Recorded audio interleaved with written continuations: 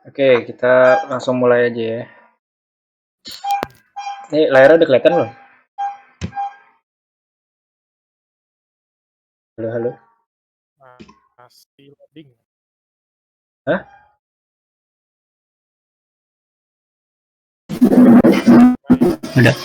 Udah kelihatan? Udah. Nih ya, PPT-nya ya.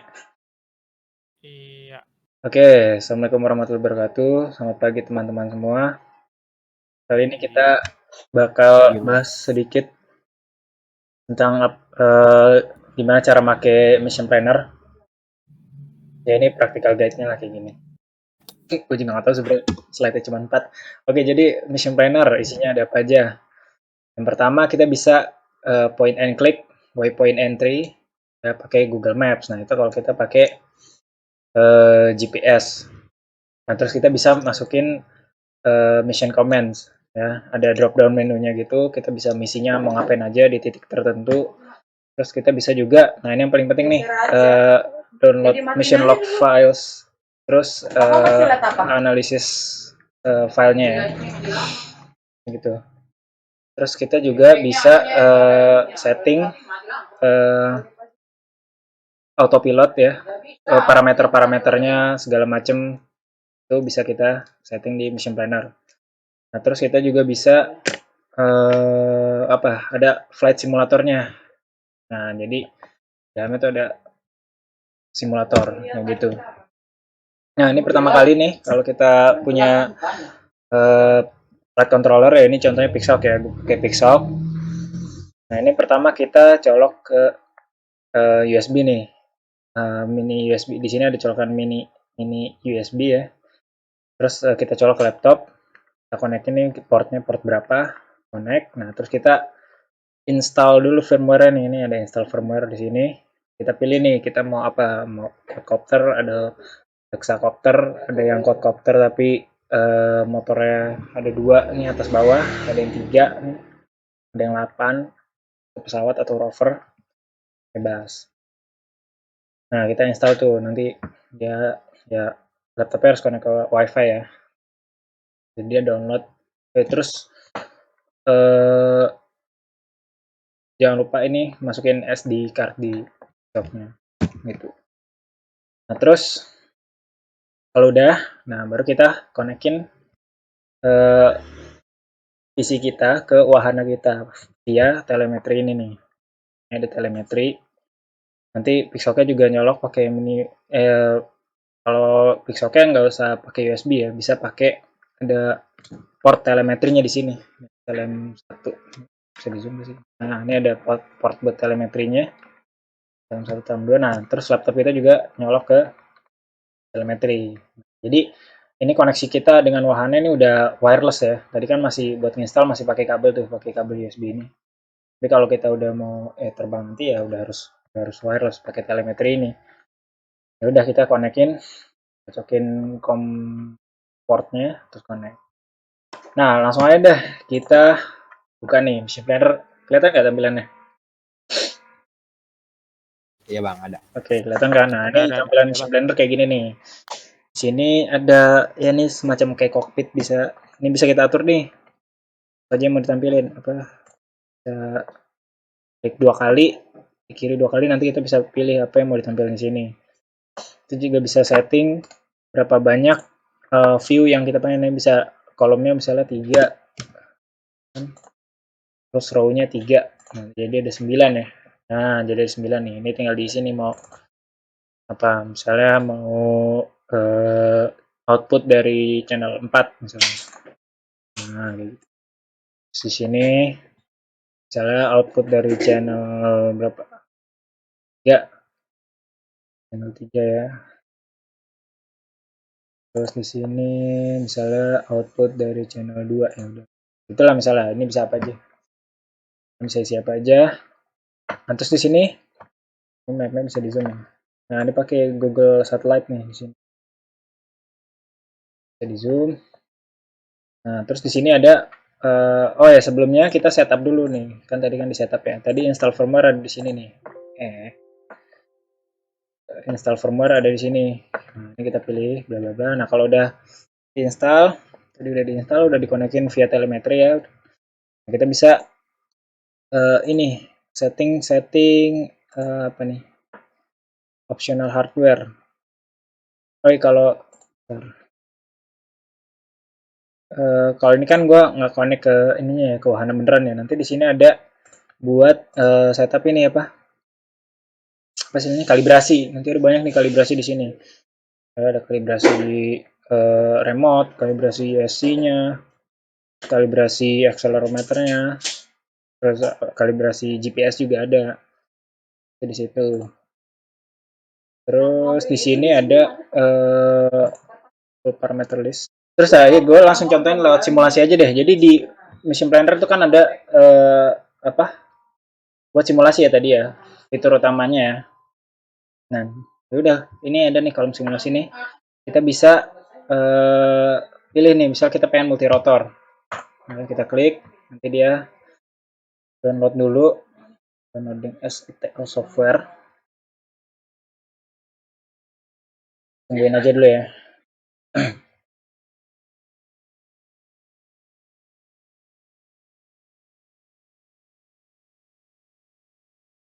Agak lama ya, tapi tungguin aja.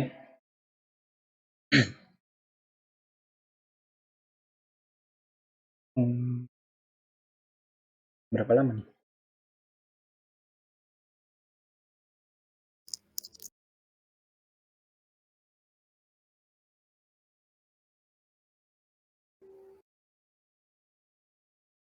Lama ya.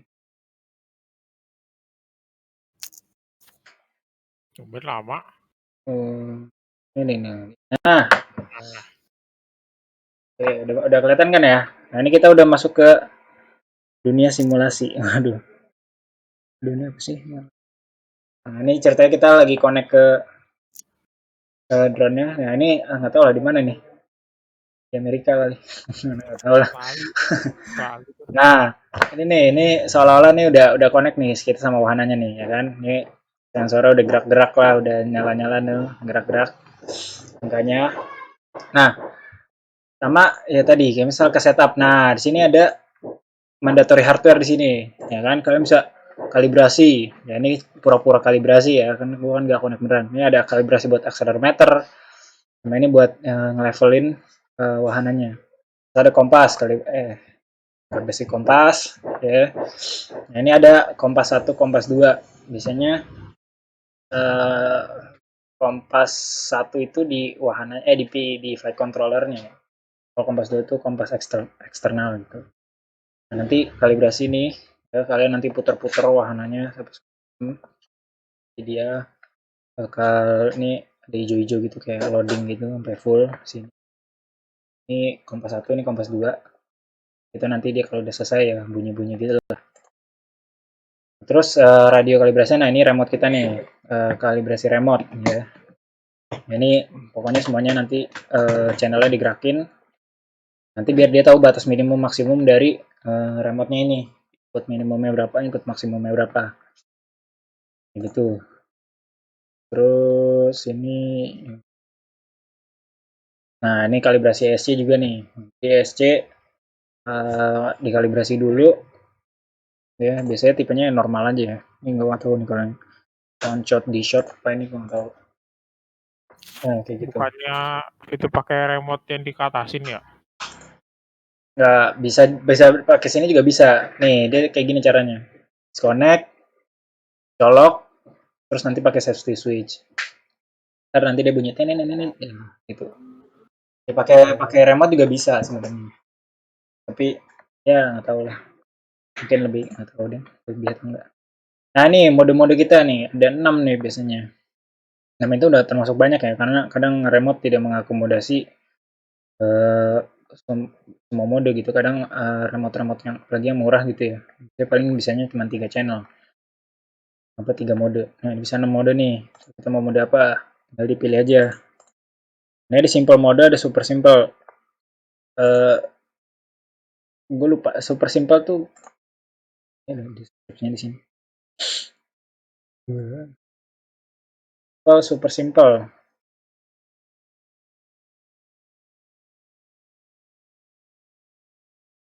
Oh ya, jadi kalau misalnya simple itu dia apa orientasinya kayaknya nggak berubah deh. Jadi bentar, helicopter heading at take off ya benar. Jadi dia ngadep ke depan terus, ya udah ngadep ke depan terus. Karena kan kadang sebagai pilot orientasi itu cukup ini ya, cukup penting karena misal kita nggak tahu nih dia lagi ngadep mana, nah belok kanan kirinya jadi bingung. Nah tapi kalau misalnya kita pakai simple mode atau super simple mode gitu, jadi kita gerakin stick nih kiri kanan terlepas dari apapun orientasinya, ya udah dia tetap geraknya kiri kanan gitu. Walaupun dia kopternya misalnya udah belok-belok sebenarnya udah ngeyau ke mana, tapi kalau kita kasih input kiri kanan ya udah dia tetap roll kiri kanan. Kalau nggak salah kayak gitu. Gue lupa yang mana yang kayak gitu, yang super simple atau simple. Tapi kayak gitulah. Nah, ini bisa kita atur failsafe nih. Ya, failsafe itu terjadi kalau misalnya koneksi remote kita terputus atau enggak GCS kita yang terputus. Berarti si telemetri ya, koneksi telemetri terputus bisa failsafe, tapi failsafe yang paling utama itu sebenarnya failsafe karena remote. Jadi itu remote tuh ya bener-bener walaupun mau se otomatis apapun wahana kita, tapi remote tetap dibutuhkan ya. Karena ya apapun bisa terjadi dan kalau misalnya sesuatu yang tidak diinginkan terjadi ya bisa kita ambil alih lewat remote. Gitu. Terus di sini ada optional hardware. Nah, ini banyak nih ya. Ada apa RTK. Ini telemetri nih ya, Sika Radio itu telemetri, baterai monitor, dia power module nih buat itu tujuannya buat baterai monitor ya. Kan pertemuan kemarin kita udah bahas baterai apa power module. Terus ada rangefinder, ada optical flow, ada apa lagi gimbal, antena tracker dan ini. Terus nih advance nih apa nih? Atau lah, ini kali ini script-scriptan. Nah, kayaknya ini kalau mau script-script ini, gue juga belum pernah nyoba sih kali itu. Nah, udah kita bahas apa nih? Nah, ini yang banyak nih sebenarnya nih bahasannya nih. Parameter dari wahana ini banyak banget. Ribuan kali ya, ada 1000 kali, lebih kali, nggak tahu lah. Jadi sebenarnya ketika kita memilih apa vehicle type, kita kan pilih misalnya quadcopter. Nah itu tuh sebenarnya sama si mission planner ini udah diizin parameternya, parameter standar untuk quadcopter tuh seperti apa secara umum. Nah, tapi kita bisa ngatur-ngatur lagi nih parameter-parameter kalau misalnya kita ngerasa kayaknya performanya kurang nih, gue pengen lebih cepet geraknya atau lebih lambat, kayak gitu. Nah ini ada semuanya ada di sini nih, full parameter list. Ya, gue bahas yang ini dulu kali yang basic tuning. Gue kayak gini doang sih. Extended tuning. Nah ini. Nah ini. Jadi ini gue bakal bahas sendiri nih. Habis ini gue bakal bahas tentang ini nih. PID apa nih maksudnya PID ya. Ini PID konsepnya gimana? Gue sekarang mau contohin dulu gimana caranya kita ngebuat flight plan ya. Nah ini kan kita lagi dalam simulasi ya tadi ya. Ini kenapa komputer goyang-goyang? Ya udahlah. Dia lagi mode stabilize ya. Terus kita misal ke sini. Kita pengen iya bener kan ya. Australia. Yalah. Katanya kita lagi di Australia. Ini lambang merah-merah ini biasanya dekat dengan bandar udara, nah, kan Beira International Airport. Nah, misal kita di sini nih, kita pengen ngapain ya?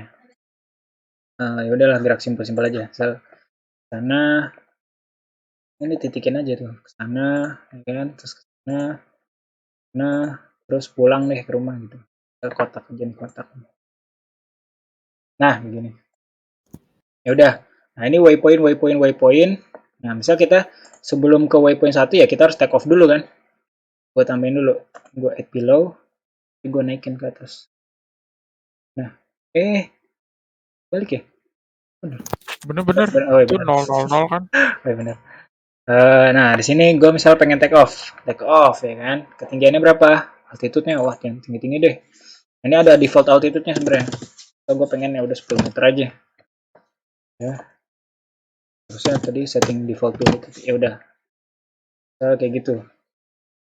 Ini gue pengen semuanya 10 meter. Iya 10 meter ya bener. Ini dalam meter soalnya. 10 10, 10. Nah, gitu kan. Ya udah.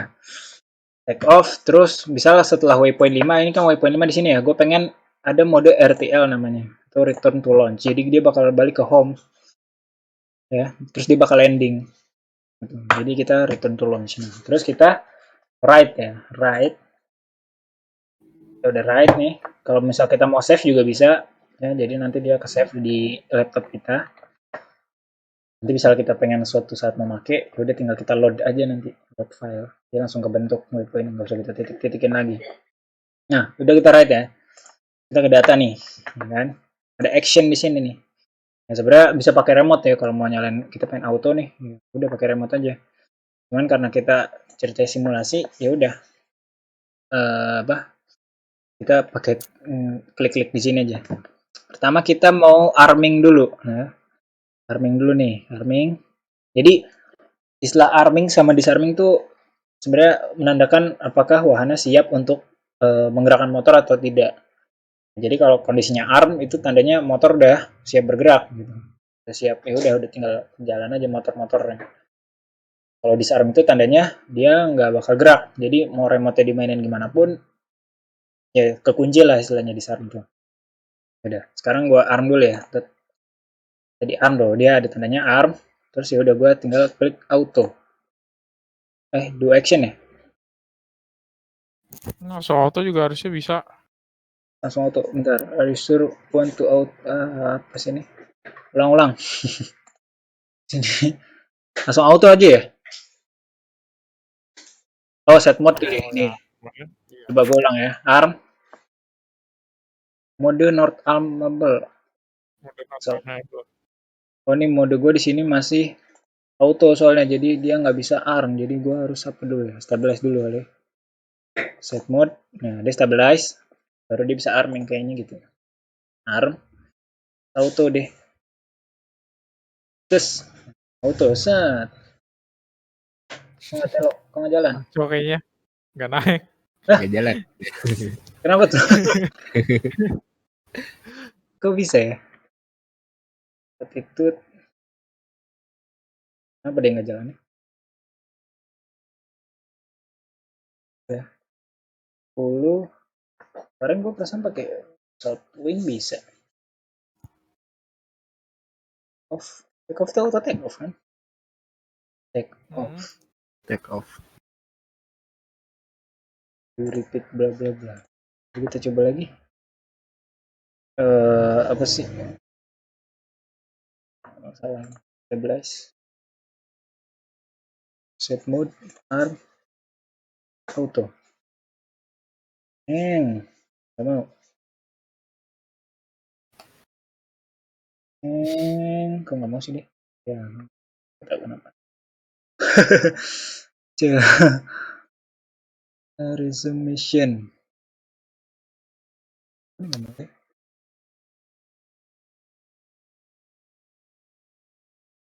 TK fix. Kemarin padahal pakai itu langsung bisa loh. Coba gue pakai plan deh.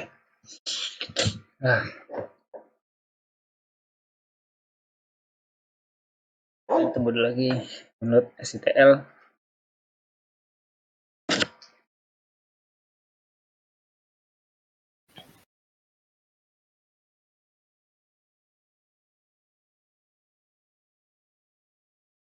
Tunggu ya. Ini kayaknya agak lumayan.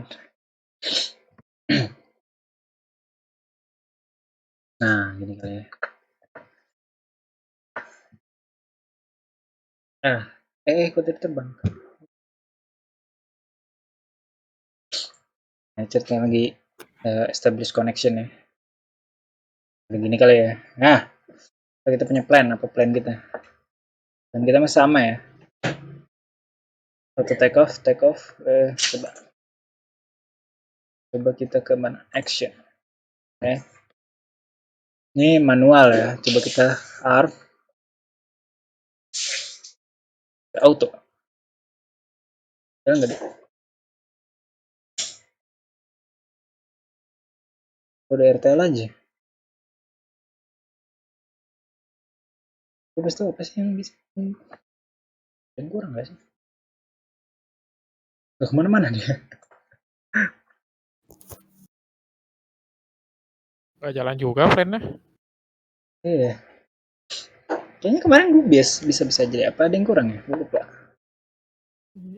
Emang nggak ada lagi kan aturan. Ya udah. Lo dulu pakai gini nyoba-nyoba simulasi juga nggak? Kemarin kan ya Ki. Kemarin nyoba Bisa? Jalan gak sih? Gue lupa. sama kayak gini. Kayak jalan ya. Iya. Nggak jalan. Apa Nggak tahu jangan kayaknya. versi yang baru? Gue baru install ulang lagi soalnya. Nggak tahu sih. Iya. Ya udah lah. Public baru. Intinya, Gitu. aduh. Intinya, kenapa dia hilang? Ya udahlah. Intinya kalian bisa coba simulasi. Gue nggak tahu kenapa apa yang kurang di sini. Ya jadi ntar dia pura-pura gitulah jalan ya. Misalnya kita pakai kopter, ya kopter pura-pura jalan gitu di sini, terus nanti landing lagi. Kemarin gue pasti bisa, gue nggak tahu apa ada yang kurang apa karena gue install yang baru ya. Pokoknya ya bisa lah. Ada yang kurang sih ya. Udah kayak gitu ya. Jadi cara main Mission Planner tuh ya udah sebenarnya gitu. Nah, gue pengen bahas sedikit ini deh tentang apa param ya, param list. Param list ini sebenarnya ada banyak banget nih. Lu masih inget gak param yang penting apa aja? Gue nggak tahu mulai dari mana kalau bahas param nih. Param. Biasanya yang nyetel motor ke sih. Motornya di RC berapa sama servo berapa. Itu apa sih namanya? RC aja ya? RC in, RC out. Iya. RC in gitu. RC in sama servo 1, 2, 3 gitu. Ini, bukan ya? Mana sih RC in? CHC ya? kali. Coba diganti dulu masih fix wing tuh. Beda kali parameter fix wing. Oh iya ya. Wait. Kita ganti lagi. Balik. Rotor. Dan nanti kita bakal diskusi tentang PID. Ya ini basic param. Sebenarnya untuk apa? Multi rotor standar ya. Misal kita pilih quadcopter itu paramnya udah disetting sama Mission Planner ya, dan kurang lebih itu sebenarnya udah bisa terbang bagus ya. Kan ya kalau kita punya apa? Pengen ya kita adjust lagi lah dikit-dikit gitu misalnya. Kayak gimana. Nah, itu baru kita main parameter. Banyak banget parameter di sini yang bisa kita atur ya. Jadi kita ke sini param warning apa RC ya, RC mana RC? Flight mode RC. Nah, ini ya RC ya. RC option gini. Iya. Nah, ini bisa dipilih. Bentar. Kalau misalnya drone emang kita harus ngatur ini ya, sebagai motor gitu. Atur hubungan dari ini, setelan dari remote bisa menerimanya. Kadang-kadang pakai tuning biasa kan nggak cukup. Stop, bentar.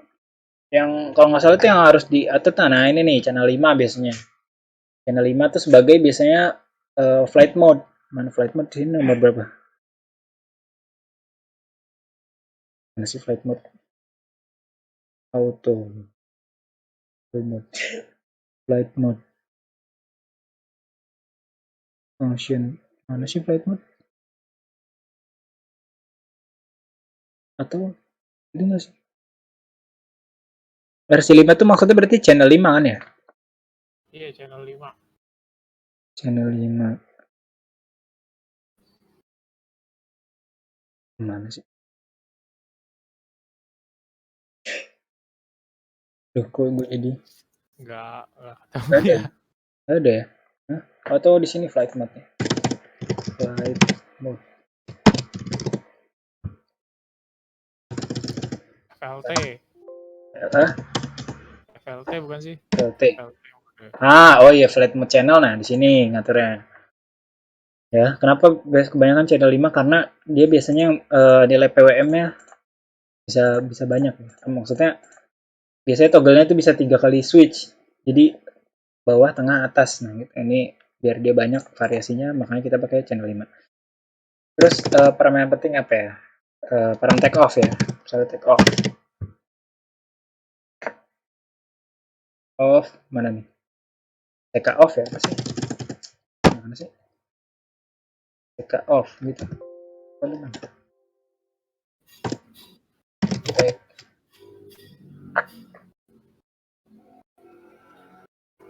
Take off mana sih take off?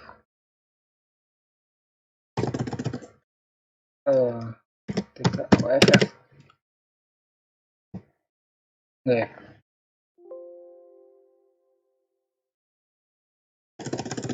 Berapa sih? Bentar. Ini deh, udah dari atas. Nah, biasanya arming check nih. Nah, kadang kita buat arming aja sering gagal terus. Ya, buat dia siap nih, arming itu tandanya ya dia ready buat terbang gitu. Nah, di sini tuh sebenarnya ada arming check. Ya, parameter arming check ini nanti buat ngecek nih kalau misalnya semuanya udah oke, baru dia bisa arming. Tapi kita juga bisa milih nih, misalnya gua nggak mau ngecek GPS lah, GPS-nya nggak usah lock gitu. Ya udah, misal beberapa sistem aja yang gue pengen ini, itu bisa ya, jadi tinggal dijumlahin aja ya kalau nggak salah ya. Misal kita pengen barometer sama kompas aja, berarti ya udah 24 6 berarti jadinya tuh. Makanya nih angka-angkanya itu pasti nggak bakal bentrok nih dia. Nah kayak gitu. Nah misal kita nggak pengen, ya udah kita nggak usah ngecek semuanya, udah kita nolin aja atau kayak gini. Berarti gua nggak harus ngecek semua komponen, gue pengen terbang ya terbang gitu. Terus ada lagi parameter apa ya? Parameter apa sih yang penting? RS orientation. Yang motor ya servo 1 sampai servo. Emang itu diatur ya? 6. Servo. Servo gitu. Servo 1 function gini. Ah iya. Dia 33 apa tuh? Motor 1. Oh iya, oke. Servo 1, servo 2, terus ya. Tergantung jumlah motor ya kan berarti? Iya. Oke, ini motor 2, motor 3, motor 4, oke. Oke, terus apa lagi Ki? Udah sama bareng lu dah. Apa lagi? Sama kayak sih itu doang mungkin. Kalau yang gue belum tahu kan itu tuh ngeset hubungan dari Android ke Pixel paling. Oh itu nggak ada, itu langsung lo connect nih lewat serial lewat USB, terus lo konekinnya itu lewat Android-nya. Jadi Android itu lo SSH dulu ke laptop gitu biar lo bisa ngendalin Android-nya. Nanti dia modelnya kayak apa ya? Kayak lo connect ke Arduino lah. Kalau connect kalau lo pakai Windows sih dia connect-nya tinggal gitu doang ya. Dia nanti ada USB TTY berapa gitu, terus baud rate-nya berapa gitu di terminal. Terus lo enter, ya udah dia langsung connect ke flight controllernya gitu. Jadi sama kayak gini kan, ini kan ngeset com-nya nih. Sama nanti juga lo ngeset com, bukan com ya, dia biasanya dev TTY, di USB biasanya. Di USB berapa gitu. Terus lo ya udah enter gitu di terminalnya, baud rate-nya berapa. Jadi dia langsung establish koneksi gitu. Jadi kalau ada gagal, ada tulisannya gagal. Gitu ya. Dan nah itu kan gue belum bisa nyontoin sekarang. Nah, sekarang gue pengen bahas dulu nih. Nah, ini yang paling penting nih, basic tuning ya, bukan standard tuning. Jadi kita kalau mau tuning perilaku wahana kita tuh tuningnya tuh di sini. Nah, di sini ada stabilize roll. Jadi dia dalam kondisi stabilize ya. Ini rollnya proporsionalnya tuh berapa gitu. Nah, ini proporsional itu apa gitu. Maksudnya apa? Nanti gue bakal jelasin. Ini untuk pitch-nya, dalam menstabilisasi pitch-nya dia seberapa agresif lah ya. Gue bilangnya gitu aja dulu untuk sekarang. Untuk stabilin ya gitu lah, stabilin jauhnya. Ini kayak gimana? Terus ini apa nih? Position X ya, gue nggak tahu ini apa nih. Ini juga nih rate-nya dalam dia melakukan roll, ya, seberapa cepat dia melakukan roll. Misal kalau drone apa ya, drone akrobat kali ya, kan pasti harus cepat ya responnya ya, cepat set. Nah, pitch-nya gimana, yaw-nya gimana. Ini semua di awal udah dikasih kan basicnya sama dia. Ini secara umum drone ya bisa lah bekerja di angka-angka ini. Gitu. Tapi nanti bisa lo tuning lagi sesuai keinginan. Oke, langsung jelasin aja deh konsep PID gimana. Oke. PID nih konsep yang penting nih. PID bentar. P I D. Nah, ini gua ya udahlah kayak kuliah aja lah ya. Oke. PID itu kepanjangan dari proporsional, integral, dan derivatif. Ya bisa bayangkan di sini ada proporsional. Ini cuman perkalian doang ya, berarti ya proporsional itu kan dalam istilah matematika atau fisika perkalian doang ya. Integral ya udah integral, derivatif ya turunan berarti. Jadi gue langsung jelasin konteksnya aja. Misal gue punya drone nih, drone. Ini anggap aja drone ya. Baling-balingnya gitu jelek banget. Ini quadcopter lah ya. Ini quadcopter. Nah, kita pengen quadcopternya ada di ketinggian misal sebut aja sini ya, berapa? 50 meter misalnya. Kita pengen dia terbang nih dari ini ground ya. Ini groundnya deh. Ini kayak ground. Ini kayak overall nih groundnya. Ya udah. Kayak lagi terbalik gitu. Iya, kayak lagi terbalik ya. Ya udahlah, gue nggak bisa menggambar. Coba aja ini lagi di tanah ya, di atas tanah. Terus kita pengen terbang ke ketinggian 50 meter, terus dia hovering di sini, ya kan? Ya, ketinggian 50 meter nih segini. 50 meter. Sekarang gue jelasin P-nya dulu. Gimana kalau kita punya, ini namanya controller ya. Bisa gue pakai proportional controller.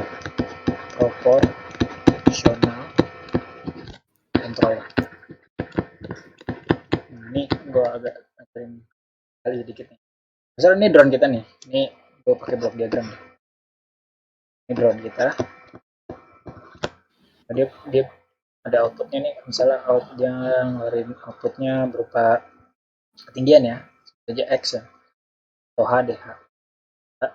Terus ini input dari kita nih. Ini input dari kita. Gini deh, yang gini. Ini dulu aja deh. Nah, misalnya kayak gini. Ini input dari kita. Ini outputnya berupa ketinggian. Input dari kita misalnya berupa throttle ya.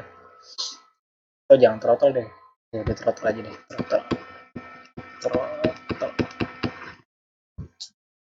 Gue jelasin dulu deh gimana konsep dari open loop ya, sistem open loop ini sistem loop terbuka. Jadi misalnya kita pengen dia ketinggian 50 meter, ya, nggak ada pengendali apa-apa nih, nggak ada proportional control, nggak ada kontrol lah pokoknya. Bisa aja gue naikin throttle kan, ini misal joystick nih, ya ini, ya. Udah gue pengen di ketinggian sini, gue naikin aja kan, apa sticknya ke atas, terus dia bakal naik nih. Nah, kalau kita nggak ada controller, setiap saat kita harus adjust dia kan, adjust dia supaya dia ada di ketinggian 50 meter. Jadi bisa aja nanti si drone-nya kelewatan, dia ada di sini, ya kan? Terus kita turunin lagi throttle-nya, dia malah turun ke bawah, ada di sini. Terus kita naikin lagi dikit, terus oh masih kelewatan, terus kita turunin lagi, ya udah. Kita naikin lagi, ya sampai akhirnya ya oke lah kita bisa dalin drone-nya biar dia ada di tengah-tengah. Misal dia untuk hover di sebuah titik, dia butuh kecepatan motornya itu misalnya 1000 rpm misalnya. Contoh ya. 1000 rpm kecepatannya baru dia bisa hover gitu. 1000 rpm ini kan dihasilin sama throttle kita kan, di stick kita kan. Bikin yang seberapa nanti dia convert ke rpm motornya. Dari rpm motor baru dia convert ke kecepatan si drone-nya. Terus jadilah ketinggian gitu. Kalau kita nggak punya pengendali apapun, ya udah kita setiap saat harus mengadjust si throttle-nya ini biar dia selalu ada di ketinggian 50 meter. Nah, sekarang gimana kalau gue punya sensor, ya. Di drone ini ada sensor yang bisa ngebaca ketinggian. Ya, sekarang sensornya nih, tadi kan nggak ada sensor ya, sensornya adalah si matanya si pilot kan. Gue pengen dia di ketinggian segini 50 meter, ya udah si pilotnya terus yang adjust. Jadi kita pengen drone bergerak secara otomatis ke 50 meter kan. Di sini ada yang namanya feedback di sini atau closed loop.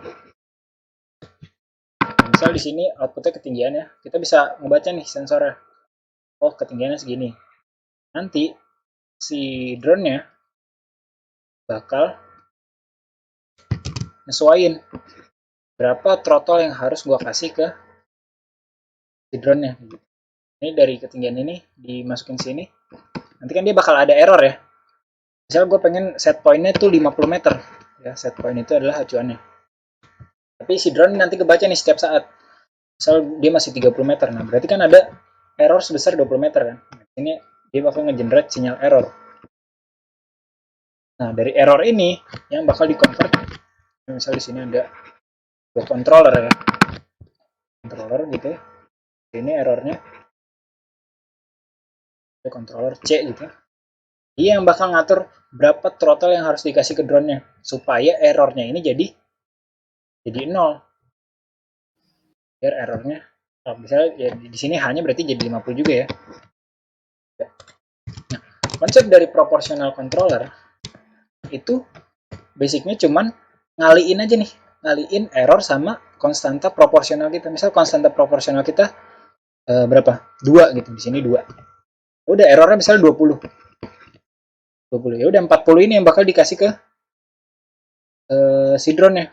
Ya 40 kali apa lah, misalnya 40 di convert dulu kan ke sinyal throttle-nya atau apa, baru dikasih ke drone-nya.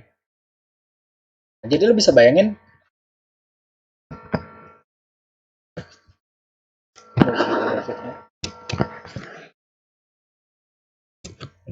misal ini set point kita kayak gini, ini waktu ya, ini ketinggian yang kita inginkan ya.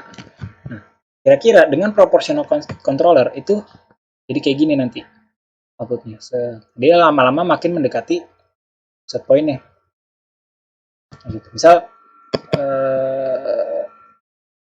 ya contohnya kayak gini nih. Ini kan di awal-awal, ini kan errornya 0 ya. Errornya 0. Ya, errornya 0. Nah, berarti dia kan bakal nge-generate sinyal error sebesar 50 kan. 50 dikali 2 jadi 100. Misal nih 100 nanti dikali lagi sama apa ya?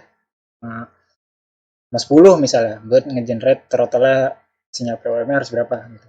Jadi dia bakal ngasih 1000 nih, sinyal PWM 1000 misalnya ke drone. Naik. Nah, misal kondisi di 20 meter. Itu sinyal errornya jadi 30, ya kan? 30 kali 2 jadi 60. 60 dikali 10 lagi jadi 600. Nah, dia makin lama PWM-nya jadi makin kecil kan? Makin kecil. Nah, misal ketika dia kondisinya udah nyampe 50 misalnya. Berarti kan sinyal errornya 0 nih. Ini 0. 0 dikali 2 jadinya 0 kan? Nah, ini jadi nggak ada output nih. Nah, berarti lu bisa bayangin kalau pakai proportional controller doang, itu sebenarnya bakal terjadi osilasi. Jadi lu bayangin kalau misalnya ini perkaliannya 0, berarti kan kita nggak ngasih input apa-apa ke drone kan? Berarti ketika dia udah pengen 50, nanti dia bakal turun. Tapi pas dia bakal turun, dia bakal ngeliat, ada error nih. Naikin dong, naik lagi. Terus, udah nggak ada error. Turun lagi. Dia nggak ngasih effort apa-apa. Ada error lagi. Naikin lagi. Udah nggak ada error. Nggak usah ngasih throttle. Ada error lagi. Udah nggak ada error. Ya, jadi gini-gini. Ya, kayak gitulah kira-kira. Sebenarnya dengan proporsional tuh nanti sangat mungkin terjadi kayak gini, osilasi kayak gini. Ya, dimana ketika dia udah pengen mencapai set point-nya, kan dia jadi sinyal outputnya kan jadi sedikit kan ya. Misal jangan 50 deh, misal 45 aja. 45. Ini sinyal errornya 5. 5 dikali 2 10. 10 kali 10 100 gitu. PWM yang dikasih cuma 100. Sedangkan untuk hover misalnya dia butuh throttle-nya berapa misalnya 700 gitu. Dia pasti bakal turun dong. Tapi dia pas turun, dia ngedeteksi lagi, ada error lagi sekian. Naikin lagi dong PWM-nya. Turunin lagi karena udah pengen dekat ya, jadi kayak gitu. Nah, dia bakal oscillasi gini nih. Itu konsep dari proporsional controller. Jadi dia cuma pengali doang. Pengali dari sesuatu yang kita mau input ke drone-nya. Gitu. Nah, sekarang gimana dengan derivatif? Derivatif itu kan tadi proporsional ya. Sekarang kalau derivatif integral derivatif integral, derivatif controller itu konsepnya gini. Kalau tadi kan cuman ngaliin sinyal error sama konstantannya kan, jadi proporsional controller itu rumusnya cuman KP konstantanya dikali sama sinyal error.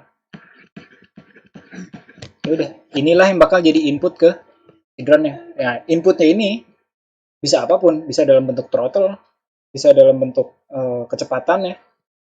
Kecepatan kita pengen berapa? Dalam bentuk apa lagi? Kecepatan RPM si motornya. Ya, apapun yang pengen kita atur di sini. Gitu. Nah, kalau derivatif controller D itu rumusnya KD. Ya, konstantasi derivatifnya dikali dengan error sekarang. Error now gitu ya. Dikurang dengan error sebelumnya. Error before ya. Dibagi dengan sebuah selisih waktu dt begitu. Nah, jadi derivatif ini dia bakal nge-save nih error yang sebelumnya itu berapa sih. Misal tadi ini udah penuh coret-coret ya, gue hapus deh ya. Ini sekarang misal kita pakai nggak cuma proportional controller doang tapi derivatif juga.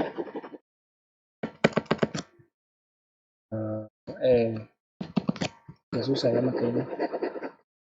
Ya, misalnya kita ada 2 nih cabang nih, segini, set. Dia dijumlahin di sini lah. Tuh. Gini. Ini proporsional misalnya KP, ini KD. Nah, tujuan dari derivatif itu apa sih? Tujuannya? Jadi gini ceritanya. Jadi kan proporsional control gitu doang ya. Dia cuman lihat errornya berapa, terus ya udah gua kali sama satu konstanta KP. Udah itu bakal jadi sinyal effortnya gitu. Sinyal effortnya bisa apapun. Atau bisa tegangan misalnya. Kalau lagi ngedator gitu. Tegangannya gua kasih berapa nih. Nah. Tadi kan profilnya bisa jadi kayak gitu ya. Kayak gini. Misalnya dia nggak nyampe-nyampe, terus dia osilasi gitu. Nah, bisa juga kalau misalnya kita pakai KP yang gede, misal nilai KP-nya gede banget nih. Ya, misal tadi kan 2. Misal gua kasih 20 KP-nya. Jadi bisa lo bayangin kalau misalnya errornya masih 50 kali 20 udah 1000 ya. 1000 dikali 10 lagi misalnya. Jadi 10.000. Kalau sinyal throttle 10.000 nggak bisa ya. Misal apa deh? Inputnya misalnya dalam RPM deh misalnya gitu.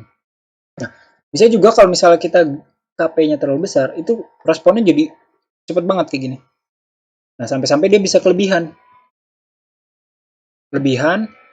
akhirnya dia turunin lagi, pengen naik, ya kan? Masih kelebihan, lagi kayak gini. Nah, ini masih sangat mungkin nih kalau pakai proporsional integral kita kayak gini nih. Pertama responnya terlalu cepat, ya kan? Kalau misalnya gain-nya besar, gain maksudnya itu konstanta KP-nya ya, gain itu pengali. Itu bisa responnya kayak gini. Saya suka disebut istilahnya proporsional proporsional ripple, proporsional error. Apalah kayak gini, ada ripple-nya gitu. Itu terjadi karena KP-nya yang terlalu besar. Kalau KP-nya terlalu kecil, bisa jadi responnya kayak tadi lambat, atau justru bisa jadi dia nggak sampai ke tujuannya. Jadi dia cuma oscilasi, ya udah di sini aja. Dengan derivatif, jadi tuh dia ngecek error sekarang berapa. Error sebelumnya itu disimpan juga. Misal error sebelumnya 50, error sekarang 30. Berarti 30 kurang 50 berapa? Minus 20 kan ya? Berarti suatu konstanta dikali sesuatu yang minus dibagi dengan dt ya. Dt ini sampling time ya. Bisa sampling time-nya kecil sekali. Nah, ini kan artinya nilai derivatifnya negatif kan? Nah, untuk sebuah KP yang besar kayak tadi, si KD ini atau si derivatif ini, dia tujuannya untuk menghambat si laju proporsional yang cepat sekali tadi. Misal errornya 50, kasih throttle langsung full, ya udah dia bisa jadi kelewatan kan, kelewatan, turunin throttle lah. Dia cara turunin throttle-nya juga cepat juga karena KP-nya besar. Jadi naiknya cepat, turunnya juga cepat. Udah turun, naikin lagi, turun lagi, kayak gitu. Tugasnya si derivatif itu, kalau baca-baca itu dia untuk memprediksi nih. Jadi, ini lajunya lagi cepet banget nih kalau lu mendekati set point dengan cepat sekali gitu. Karena dia ngitung slope-nya kan. Dia ngitung slope-nya, terus dia lawan dengan nilai yang negatif. Jadi yang tadinya misalnya output-nya adalah misalnya output throttle-nya 1900 gitu. Dengan derivative controller, itu nanti jadi berkurang. Misal jadi dikurang sama dia, jangan cepet-cepet gitu. Misalnya dikurangin 100. Jadi 1800. Jadi, dengan derivative controller ini, yang tadi profilnya bisa cepat banget ya kan naiknya.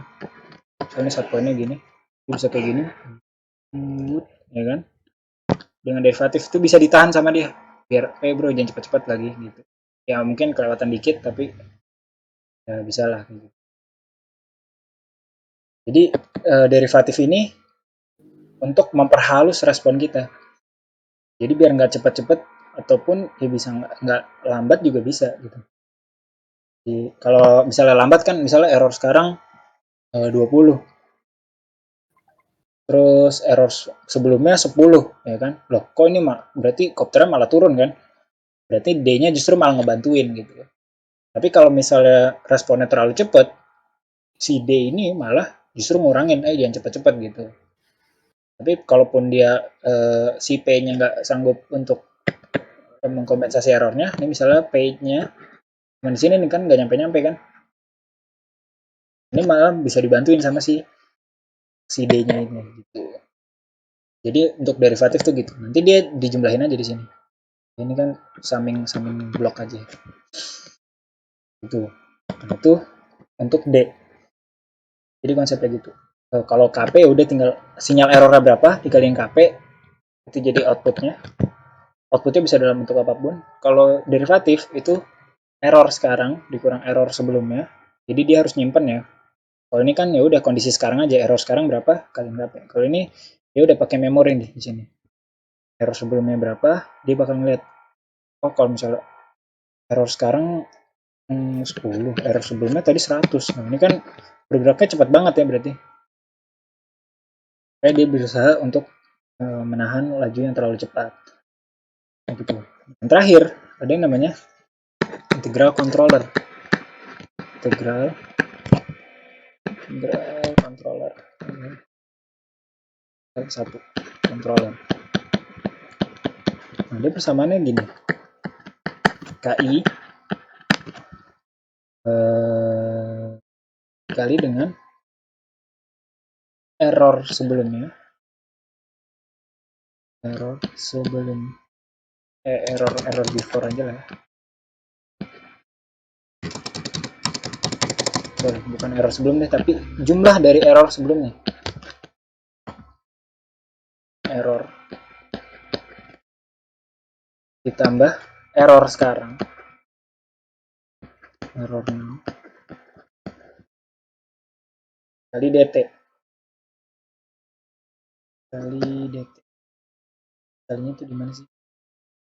Kali dt di sini ya. Benar sih? Ya kayak gini ya rumusnya. Kali dt-nya di sini. Iya, 2 itu bukan? Yang ditambahnya itu sum error. Ini ya kayak gini benar ya? Hah? Ini sih. Jangan sampai gue ngecek. Gue cek dulu. Daripada gue menyebarkan info yang salah kan. Cmax controller. Speed controller mana? Baca ya. Some hold, some now. Kali DT. Oh iya benar. Error sekarang doang yang dikali DT ya. Ini rumusnya benar kayak gini. Bukan kayak gini tapi kayak gini.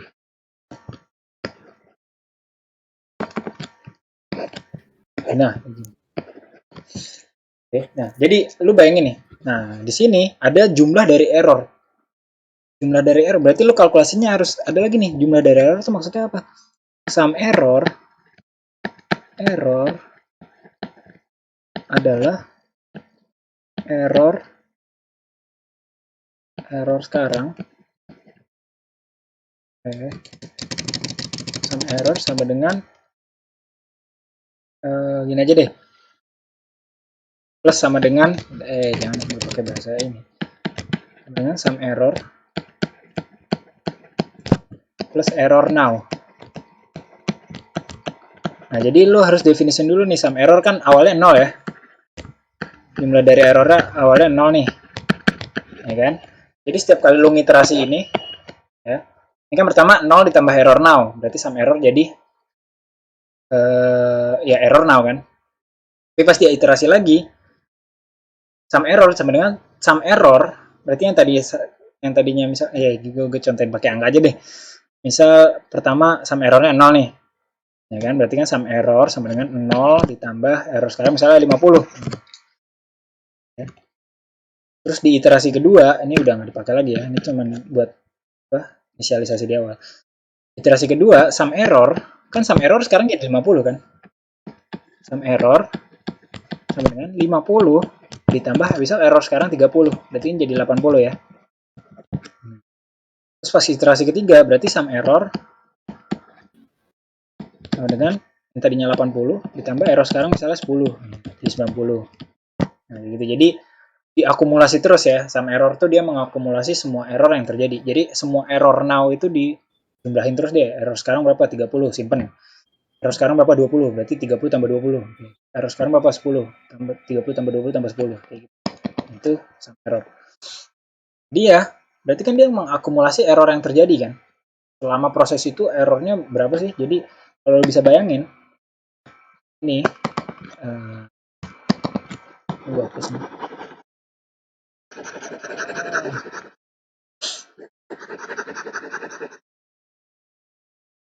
Gue hapus. Set pointnya misalnya kayak gini. Misal profil kita kayak gini nih, ya kan? Nih, wahana kita dari ketinggian 0 sampai H, gitu. Berarti kan errornya kayak gini kan? Error terhadap waktunya kayak gini. Ini error terhadap waktunya kan, error awalnya tinggi kan, lama-lama melandai. Nah, integral error itu tuh ngejumlahin semua luas area inilah, namanya gitu. Nanti dia profil integral error tuh bakal kayak gini, naik. Karena di setiap saat dia ngejumlahin semua errornya. Di sini jumlah errornya berapa? Di sini jumlah errornya berapa? Makin gede kan errornya, sum errornya. Oke, jadi kayak gini. Ini integral, kalau diintegralin kan profilnya jadi kayak gini. Ini integral setiap saatnya, ini errornya nih. Berarti maksud gue, misal untuk integral dari, misal ini 0 nih, ini T sama dengan 5 misalnya gitu. Ini kan luas areanya kan segini kan ya kan? Luas areanya segini ya udah berarti misalnya 10 ya udah 10 tuh ada di titik ini gitu maksudnya. Misalnya di 10 ya, berarti kan luas areanya kan segini. Misalnya berapa? 20. Oh, berarti 20 itu. Jadi ini profil integral errornya. Misalnya di titik 15 kan berarti kan integralnya segini. Berapa? 35 ya udah. Jadi kayak gini ya. Gitu. Nah, tujuan dari integral error adalah dia menghilangkan steady state error. Ini tujuannya menghilangkan dan steady state error. Maksudnya steady state error itu apa? Steady state error itu adalah error yang terjadi dalam keadaan ya udah jenuh ya. Misal kayak tadi gue punya profil kayak gini. Nah, ini kan dia ibaratnya nggak pernah nyampe ke titik set point-nya kan, acuannya kan. Nah, ini error yang udah steady nih. Errornya udah segitu aja. Misal kita pengen ketinggian 50, tapi si wahana masih di 45. Nah, dengan adanya integral error, dia kan ngejumlahin nih. Semua error yang terjadi berapa, terus dikali dengan KI. Jadi ibaratnya dia ngitung ini, kok errornya nggak ngecil sih, error terus dari tadi. Misal errornya kayak tadi di sini contohnya nih, dia steady errornya di 5, ya kan? Di sini kan errornya 5 ya. Ini dijumlahin terus kan sama dia, tambah 5. Oh, kok jumlahnya masih gede terus sih. Pas udah disam misalnya udah 2000 gitu. Nah, dengan adanya integral error, ya kan tadi kan jumlah dari errornya dikali sama KI kan. Terus ini juga nih, jangan lupa ditambah error 0 dikali dt. Nah, ini outputnya bakal jadi control effort juga di sini. Nah, di sini ada lagi nih bloknya. Buat KI misalnya. Karena dia tugasnya mengakumulasi error, jadi setiap kali dia masih ngedetek error, dia bakal dipompa terus nih energi biar errornya 0. Jadi dia tuh ngebantu biar hilang nih errornya. Bisa jadi kayak gini nanti. Jadi selama dia ngedetek error, kan, kok errornya diakumulasi makin gede terus gitu. Harusnya kan sum errornya kan kita pengen idealnya konstan kan nilainya di waktu yang sangat lama. Ini t menuju t hingga misalnya. Sum errornya kan udah nggak nambah. Ya udah bisa di 100 aja terus. 100 gitu kan sum errornya, kita pengennya gitu kan. Dan nambah lagi. Tapi kalau misalnya kayak gini kondisinya, kayak bisa kita pakai PD doang nih. Proporsional sama derivatif. Ya kan? Ini kan error terus-terusan ada kan. Terus diakumulasi jadi tadinya 100, jadi 120, 150, sekian 200. Dengan adanya integral error ini, dia bakal ngasih effort lebih ke drone-nya. Ya, bisa dibilang ngasih sinyal PWM lebih lah gitu. Atau ngasih putaran RPM yang lebih cepat lagi biar dia naik gitu. Dan dengan adanya integral itu masukin semua, jadilah P ditambah I ditambah D masuk deh ke drone ke si drone. Misal dalam bentuk apa, dalam bentuk throttle atau dalam bentuk RPM motor. Jadi seperti itu konsep dari PID. Jadi kalau gue bisa summarize nih, kalau proporsional tuh gini konsepnya ya. Ini misalnya ini sinyal error kita, ini T nya, misal error terhadap waktunya profilnya kayak gini. Nah, nah udah proporsional error kan berarti P dikali E kan. Ya udah P-nya berapa, E-nya berapa, ya udah dia bakal sebanding sama ini. Terus P dikali errornya berapa. Terus kalau misalnya errornya negatif tuh berarti dia kelebihan ya, lebih dari set point-nya.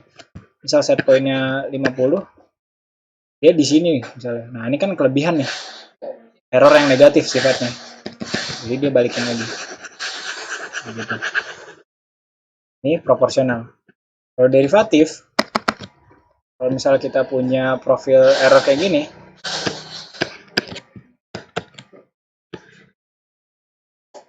derivatif itu dia bakal ngecek, ya udah derivatifnya, slope-nya ini, ya kan? Nah, output dari derivatif itu dia bakal kayak gini nanti. Set. Kenapa kayak gitu? Karena ini derivatifnya minus kan? Derivatif minus. Nah, dia bakal berusaha nurunin atau ngecilin respon dari drone biar kayak jangan cepet-cepet bro kayak gitu. Makanya dia ngasih effort yang negatif gitu. Jadinya RPM-nya harusnya dikasih 20.000, misalnya 2.000 gitu. Si derivatifnya berusaha mengkompensasi biar nggak terlalu cepat jadi 1.800. Makanya dia turunnya ke bawah kayak gini. Kalau integral error, dia profilnya kayak gini. Kalau gue punya sinyal error terhadap waktu, untuk kayak gini, maka bentuk dari integral controller tuh kayak gini. Jadi dia di setiap titik ini, dia tuh mengakumulasi error. Ya kayak misal di titik ini kan nilainya sekian ya. Udah berarti dia akumulasi error dari waktu ini sampai sini. Tuh, hasilnya segini. Terus ini juga hasilnya segini. Cuman di sini kan ada negatifnya ya. Nah, pas di sini dia mengakumulasi error, oh dia ternyata berkurang. Oh iya, dia melandai. Nah, itulah konsep dari PID. Dia sebenarnya cuman ngebandingin error sekarang sama set point kita berapa, errornya berapa effort yang harus kita kasih ke drone-nya biar dia bisa mencapai set point yang kita inginkan ini. Ini idealnya adalah 0. Ya kan? Dan dia steady di atas gitu, nggak osilasi. Mana kan ini juga masih nggak ideal ya.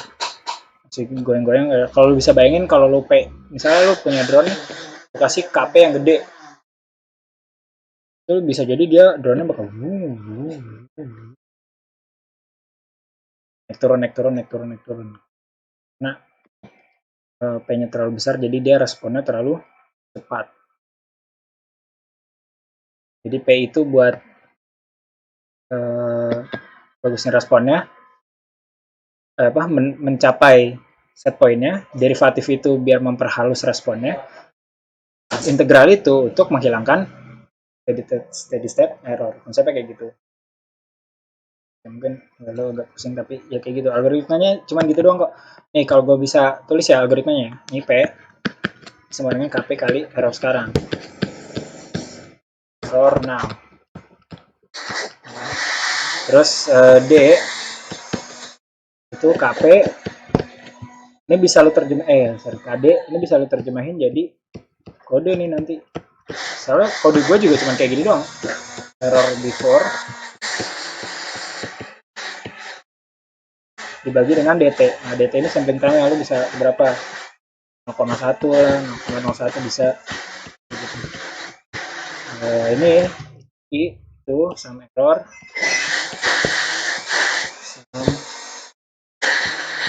Error.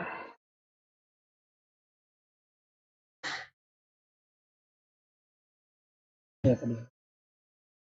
Ditambah error now DT. Bukannya kurungnya di error now ya? Di atas tadi.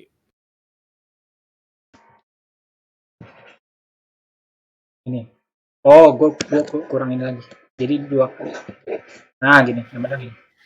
Jadi ini semua baru dikali KI gitu.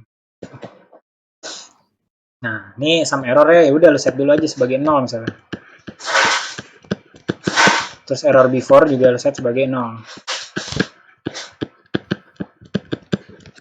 Nanti di bawah lu set error before sebagai error now ya. Error now. Sum error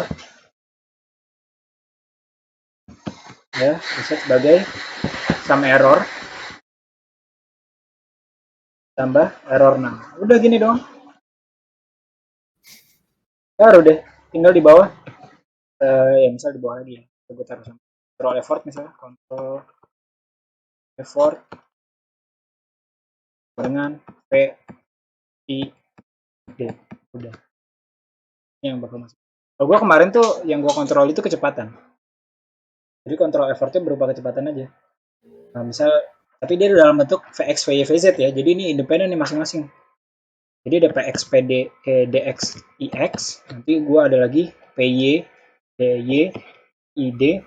Terus ada Pz, Dz, Iz. Gitu. Jadi gue ngatur secara independen masing-masing tiap sumbunya.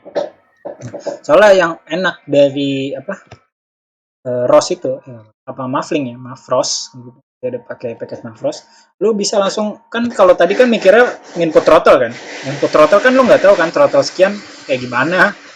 outputnya. Nah, daripada lu mikir throttle berapa yang harus dikasih, lu bisa langsung ngasih kecepatan lu Vx-nya mau berapa, lu VY-nya mau berapa, lu VZ-nya mau berapa. Nanti biar si Fixock-nya sendiri yang ngitung berapa throttle yang harus dikasih, tapi lu nggak perlu ngitung dari awal gitu, throttle harus berapa. Lu kasih aja Vx-nya lu pengen 5. Udah nanti dia ngatur sendiri. Vx VY-nya bisa pengen -2. Z-nya kita pengen 3 nih. Ini dalam meter per second semua.